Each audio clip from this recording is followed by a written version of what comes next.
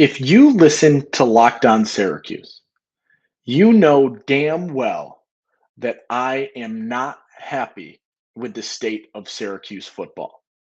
Some people have tried to convince me otherwise. Some people have tried to talk me out of it. Some people have said I'm too negative surrounding Syracuse football. Well, today I'm going to lay out every single reason since the season ended why I am angry at the state of Orange football. It's your Locked On Syracuse Tuesday. Let's get right to it. Are Locked On Syracuse, your daily podcast on the Syracuse Orange, part of the Locked On Podcast Network. Your team every day.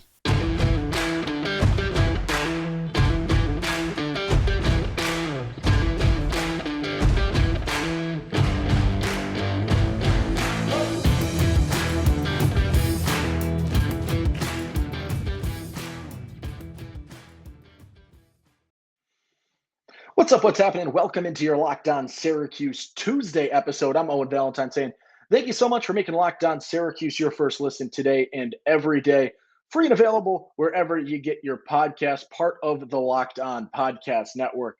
As I said in the open, I am very vocally not pleased with the state of Syracuse football, especially what I have seen happen in the months since Syracuse lost to Minnesota in a bowl game. And even what led up to that bowl game, we can include in this situation. Many people have told me I'm too negative. Today, I'm going to lay out the rationale for my anger, for my negativity, and for what I think can probably be best summed up as consistent frustration. And so today, I'm going to throw my argument out there. I am going to list you the negatives of Syracuse football right now and why I can't get over them, because there are so many at this point in time. I'll preface with this now. This is not an episode where I finish up and say, but here's the bright side. Because right now, I'm not seeing the bright side. And maybe in the offseason, that could change. Maybe as we get closer to the season, that could change. But right now, I don't see the grass on the other side. I don't see the dawn and the sun peeking over the horizon. I don't see the silver lining that there is to this situation. I just see issues with Syracuse football. And that is what I will break down today. If you disagree, come at me in the comments. Come at me on Twitter, at LO_Syracuse. Join the conversation. But I am not happy. And I personally believe that it comes with good reason. And I'll start with coaching. There is one coach on Syracuse's coaching staff last season that I was really frustrated with. And unfortunately, he is the only coach that really stayed. Is the name Dino Babers, the head coach, the man in charge, the man at the helm, whatever you want to say. Dino Babers has been, for the last few years, the basis of most of my frustrations with Syracuse football. And people are going to say, oh, but he started 6-0 last year. And then he went 0-5 in a lot of games with coaching issues leading to losses and decision-making, and straight up saying after the Clemson game that he messed things up and that he made mistakes in coaching.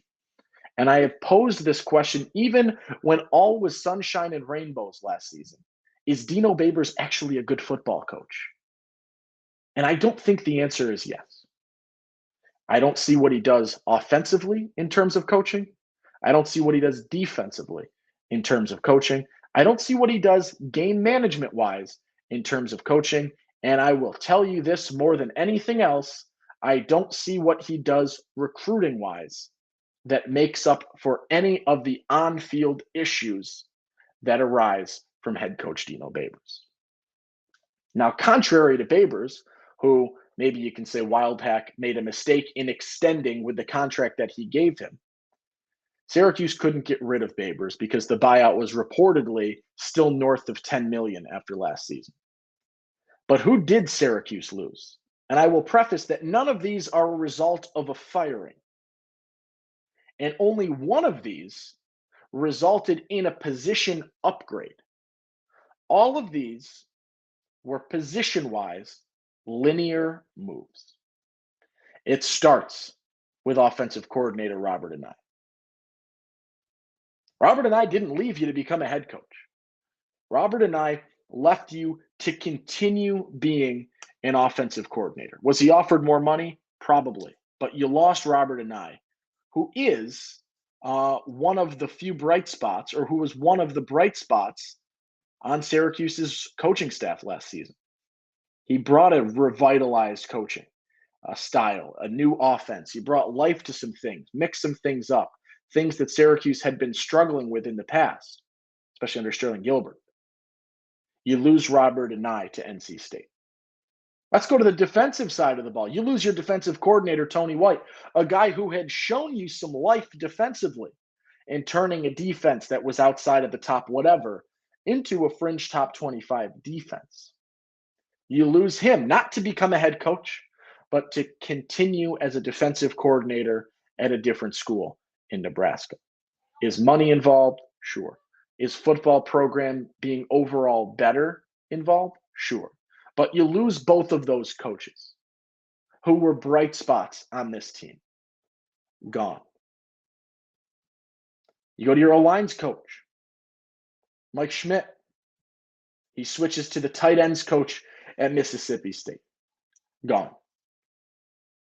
Your cornerbacks coach, Chip West. Is he going to become a defensive coordinator somewhere? No. It's a cornerbacks coach at Wake Forest. You're losing these guys internally in the ACC to programs that you should be on par with.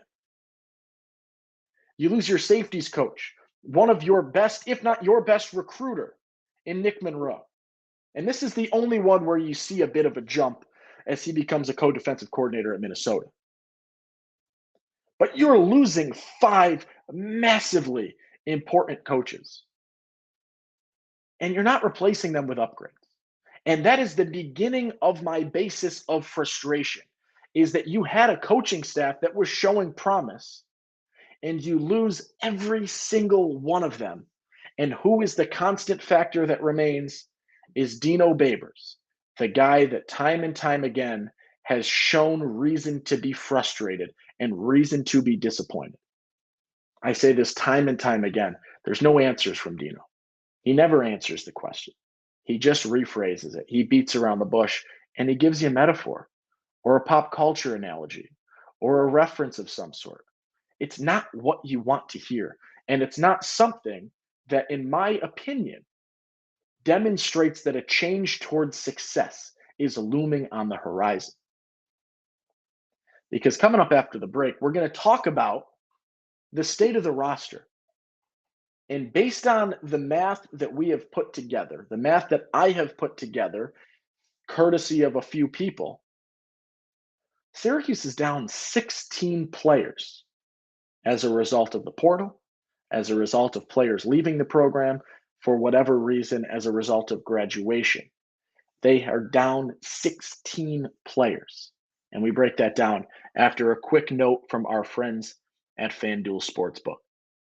Make a fast break over to FanDuel during the NBA playoffs, because right now new customers can get a no-sweat first bet up to $1,000. That's $1,000 back in bonus bets if your first bet wins, or if your first bet doesn't win. And right now I'm supposed to give you a bet that I would make. And I will tell you this. I made 5 bets over the weekend. I lost all 5. I will not bore you with a losing bet today, but I will tell you this, that there's no better place to bet all of the playoff action than America's #1 sportsbook. It's FanDuel.com/lockedon. Get a no-sweat first bet up to $1,000. That's FanDuel.com/lockedon. FanDuel, official sports betting partner of the NBA. All right, we are talking why I'm frustrated and angry and disappointed, and why some people say I'm too negative about the state of Syracuse football. It's your Locked On Syracuse Tuesday. We started by discussing the mass exodus of coaches from the Syracuse football staff. Coordinators, both of them, see ya. O-line's coach, gone. Cornerbacks coach, gone. Safeties coach, gone. Top recruiter in Nick Monroe, gone. Your director of high school relations, gone. Mass exodus.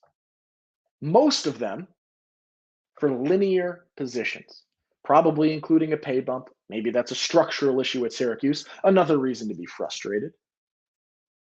But the coaching change in the coaching carousel with Dino Babers staying put is one of my lead reasons behind frustration. Now let's take a look at the state of the roster. Syracuse lost some players to the NFL draft. That's great. They lost some players to the NFL. That's great. Syracuse lost some players for unknown reasons. But the biggest exit from Syracuse has been the transfer portal. And that's what happens when you lose both your coordinators. That's what happens when you have one of the most frustrating second halves of a season that you could possibly have. Jihad Carter, gone. Deuce Chestnut, gone. Dom Foster, gone. Courtney Jackson, gone. Steve Linton, gone. Tyler Magnuson, gone. Anthony Quealy, gone. Chad Schuster, gone. Josh Huff, Damian Elford, Jacobian Morgan, Jatius Deere, Justin Lamson, gone. Gone. Use 13 players to the transfer portal. Oh, but that's okay. The transfer portal works both ways. False.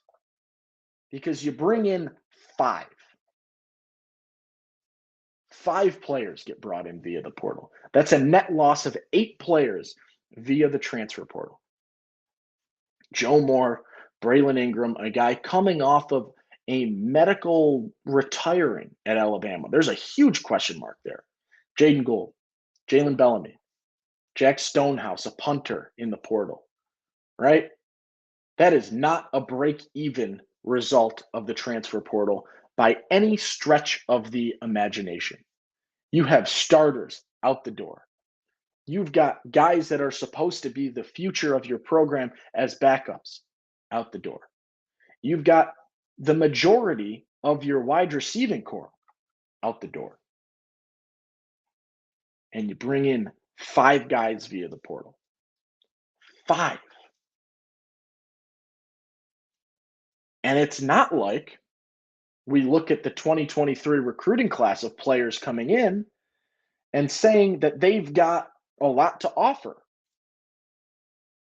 Because there's only 14 players in the 2023 class.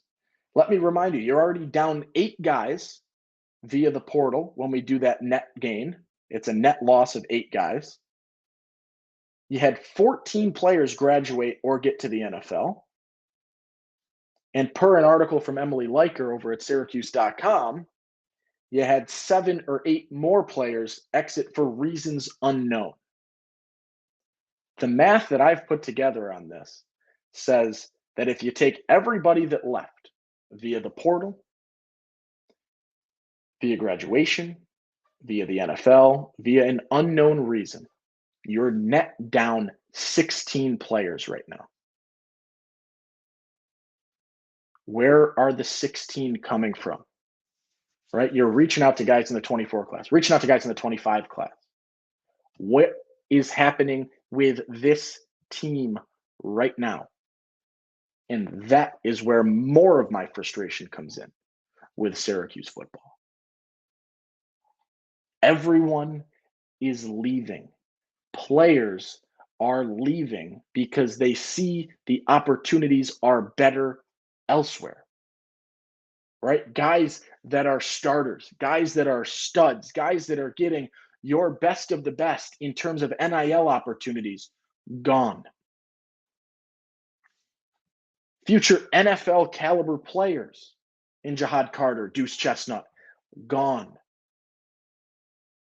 Right? The stars on the defensive side that are supposed to be your future, gone.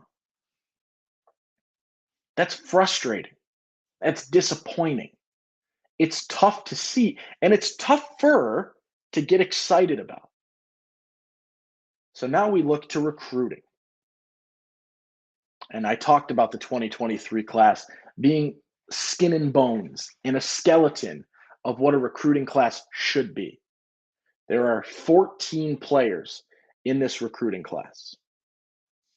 Let me remind you what happened a few months back when on National Signing Day, your two best recruits flipped the switch on you on signing day. In Lenoris Sellers, four-star quarterback who could have been the future of this program, flips to South Carolina.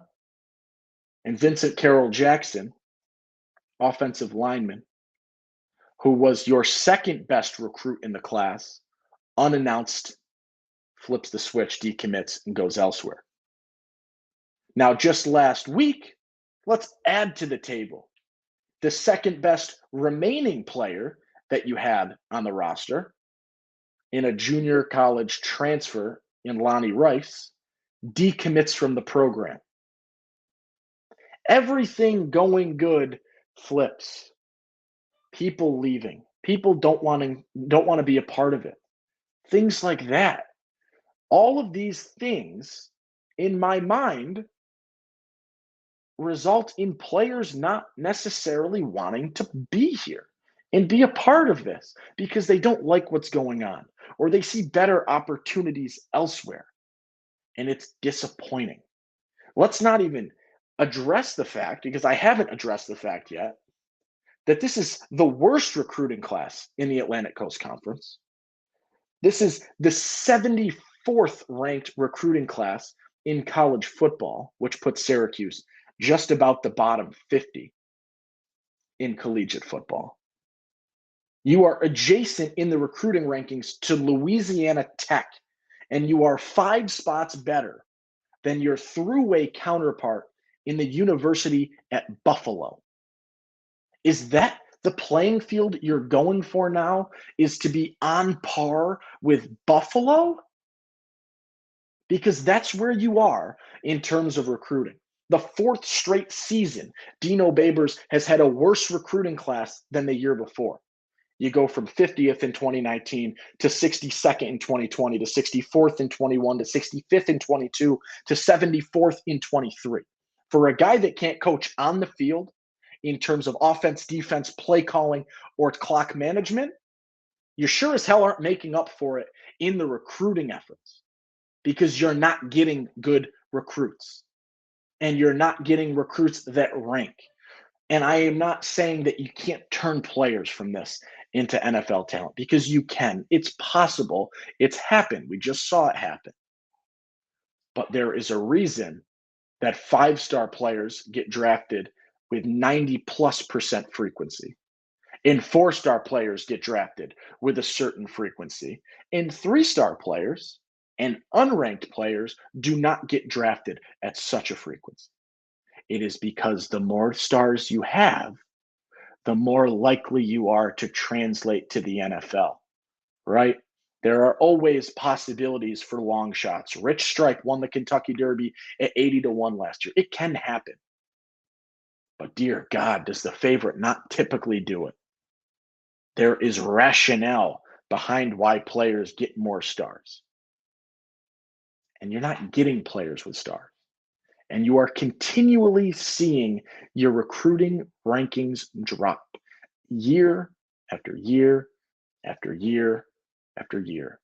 You followed a 10-win season with an on-par recruiting class as the year before.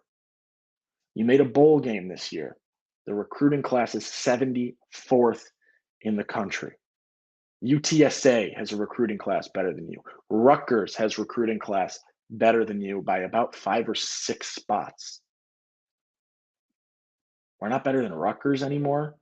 Syracuse is below Rutgers in those efforts. You're seeing rankings of all Power 5 football programs, and Syracuse comes in dead last. That's why I'm angry with Syracuse football. That's why I'm frustrated with Syracuse football. And the icing on the cake, the cherry on top, the last, I don't know, running of sandpaper on the sculpture or whatever you want to use in terms of analogy happens this past weekend. Your number one player in the 2024 class in Sire Torrance, Symir's younger brother, CBA player, self-proclaimed hometown hero, decommits from Syracuse. I don't have words.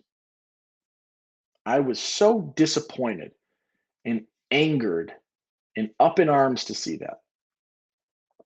And I said, if it can go wrong, it will go wrong for Syracuse football at this point in time.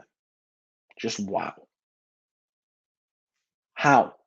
Right? You're losing local guys because they see what's about to happen. They see the state of the program. They see that everybody a part of it wants to get out. Coaches, players, theoretical recruits, people do not want to be a part of Syracuse football right now. And I know you're going to counteract me by saying, oh, Garrett Schrader stayed. Oronde Gadsden stayed. Some players, they're going to field the roster. You're right. They are. They're going to field the roster. But that doesn't mean that issues are not at hand, that bigger macro problems exist and need to be dealt with. Because they do, and they're not being fixed. And we sit in a situation right now that I don't think anyone would have expected it. But following a bowl season, a season where Syracuse was at one point ranked 14th in the country, we are distraught, frustrated, mass exodus of coaches, mass exit of players. Recruits don't want to come to Syracuse. You have your worst recruiting class in the last 15 years. Okay? The last 15 years. Worst recruiting class following a bowl season. There isn't silver linings. There are not, I don't know. I don't see green grass, and I'm searching on the other side of that fence. There isn't what I want to see in terms of change, in terms of fixes, in terms of what you need to do in order to succeed. It's been a long off season, and it seems like news story after news story after report after report after Twitter announcement after Twitter announcement is always got one consistent motif. And that is that it is not good news for Syracuse. It is a player leaving. It is a coach getting hired elsewhere. It is a decision happening that harms Syracuse. And it is as disappointing as can be to be a Syracuse football fan at this point in time. I want to be wrong. I don't want this to be the state of Syracuse football. I want Syracuse to win. I want Syracuse to be a place people want to go. I've lived here my entire life. I don't plan on leaving here. I want it to be a place that people enjoy and get to in football, in basketball, in lacrosse, in soccer, in field hockey, name any sport. I want them to find success. And right now, the vibes surrounding Syracuse football do not ooze success. And they ooze disappointment and anger and madness. And I need that to change.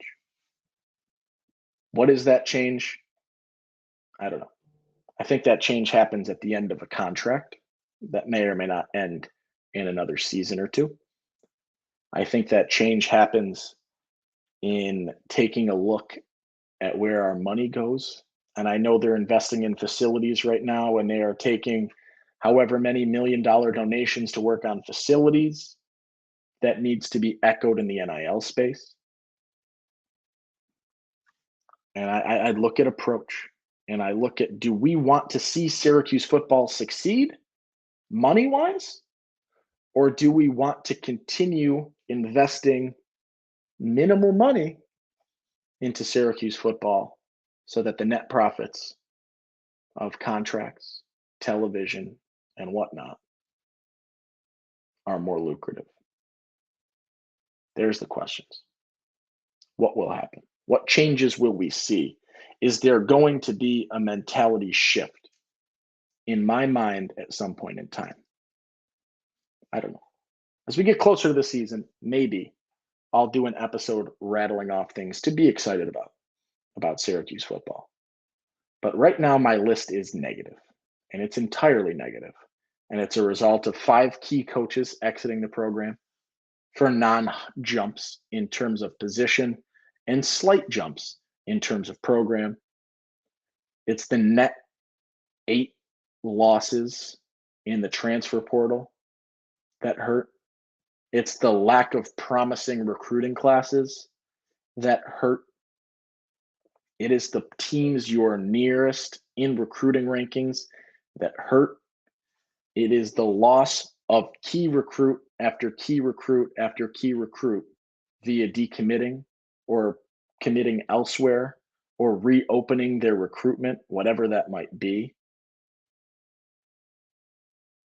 I'm sorry, I don't like to jab at high school players, but the definition of hometown hero has changed because apparently you just have to play a sport to become a hometown hero at this point.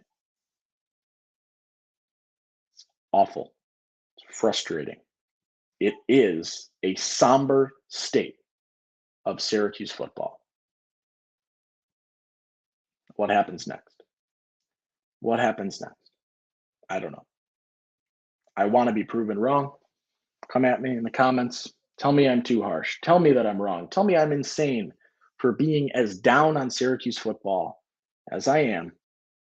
But I think I laid out some pretty good examples as to why there's frustration. And that'll do it. There's your Tuesday episode. And I'm going to end it. Ready for this irony? Be kind. Make somebody smile today. Have a good one. Owen Valentine, Locked On Syracuse Tuesday. And I will catch you tomorrow, hopefully, with a little bit more spice, a little bit more smiles, and something positive to talk about on your Wednesday episode of Locked On Syracuse. Peace.